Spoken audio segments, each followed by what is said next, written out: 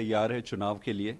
और तीनों राज्यों में जहां पर हम चुनाव लड़ रहे हैं, मध्य प्रदेश, छत्तीसगढ़ और राजस्थान में हमारी पूरी तैयारी हो चुकी है। और मेरा यही मानना है कि देश ने सभी पार्टियों को बराबर मौका दिया है और बार बार मौका दिया है।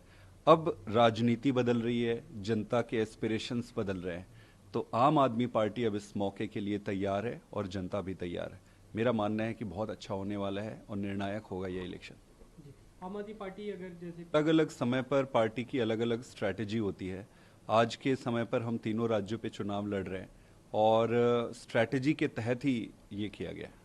जी, अगर हम सीटों की बात करें, छत्तीसगढ़ में कुछ सीटें आपने अनाउंस की, राजस्थान में एक भी सीट अभी अनाउंस नहीं हुआ है, तो क्या वहाँ पे अभी कोई आप संभावना तलाश रहे हैं कि गठबंधन हो जाए ऐसा भी? नहीं, ये भी स्ट्रैटेजी है। कब कैंडिडेट आप अनाउंस करते हो, किसको करते हो, ये सारा एक लार्जर स्ट्रैटेजी होता है, उसका एक हिस्सा होता है।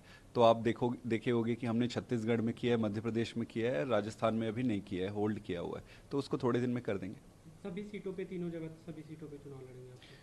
हाँ, निश्चित रूप से हम पूरी ताकत से इन तीनों राज्यों पे चुनाव लड़ेंगे और आम आदमी पार्टी तैयार है। जी। एक इसमें क्योंकि आप लोग इंडिया गठबंधन का हिस्सा है और तीन में से दो राज्यों में कांग्रेस पार्टी सत्ता में है, वो आपका गठबंधन सहयोगी है, उनके खिलाफ वहाँ पे चुनाव लड़ना है आपको? देखिए, जनता अभी बहुत समझदार हो गई है। जनता को पता है कि लोकसभा का चुनाव कौन सा है, विधानसभा का चुनाव कौन सा है। आप देखे होंगे कई बारी जनता बहुत सिलेक्टिव, एक ही साथ अगर दोनों इलेक्शन होते हैं फिर भी अलग अलग वोट करती है।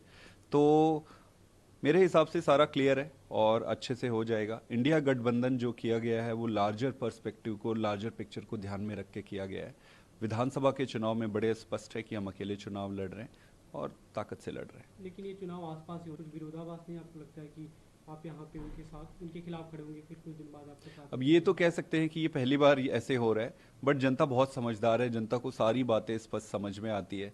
तो मेरे ख्याल से कोई दिक्कत नहीं। जी। एक ये दूसरा सवाल इसमें, वहाँ की सरकारें भी खासकर फ्रीबीज को लेकर वो लोग अपनी तरफ से बातें कर रहे हैं, फ्री बिजली की बात हो, फ्री पानी की बात हो, तो सेम कहीं ना कहीं जो मुद्दे हैं वो सेम होते दिख रहे हैं। आम आदमी पार्टी कैसे अलग तरीके से कैसे चुनाव लड़ेगी, क्योंकि आपका कोर एजेंडा जो रहे फ्रीबीज ही रही है? देखिए, आप देखेंगे एक जमाना था जब शिक्षा को, स्वास्थ्य को, गुड गवर्नेंस को कोई चुनाव का एजेंडा ही नहीं मानता था। सारे लोगों को लगता था कि ये इससे चुनाव नहीं जीती जाती है। आम आदमी पार्टी ने चुनाव के पूरे परिप्रेक्ष्य को बदल दिया कि शिक्षा को, हेल्थ को, पब्लिक से रिलेटेड इश्यूज को सेंटर स्टेज पे लेके आया। अब सारी पार्टियां इसका कॉपी कर रही है, पर कॉपी करने वाला तो कॉपी कॉपी करने वाला होता है, ओरिजिनल ओरिजिनल होता है। केजरीवाल की गारंटी ओरिजिनल है, बाकी सारे फोटो कॉपीज है। कोई बात नहीं, सबको करने दो।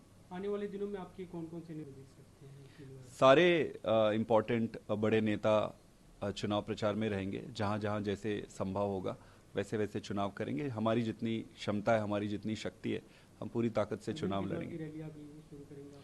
वो अभी अब उस पर डिस्कशन होगा कि कहाँ पे कैसे, कहाँ पे जा सकते हैं, कहाँ पे नहीं जा सकते, क्योंकि एक साथ कई जगह पे है। अभी लोकसभा के भी चुनाव आ रहे हैं, तो पंजाब है आपका, फिर हरियाणा भी है, इधर दिल्ली है, फिर ये तीन राज्य हैं। तो वो देखना पड़ेगा कि कैसे कितना उसको डिस्ट्रीब्यूट कर सकते हैं सर के शेड्यूल को। एक अंतिम सवाल, अन्य पार्टियां जो वहाँ पे चुनाव लड़े, खासकर एमपी में समाजवादी पार्टी लड़ रही है, तो क्या कोई ऐसी बातचीत है कि एक साथ मिलकर आप लोग चुनाव लड़ लें?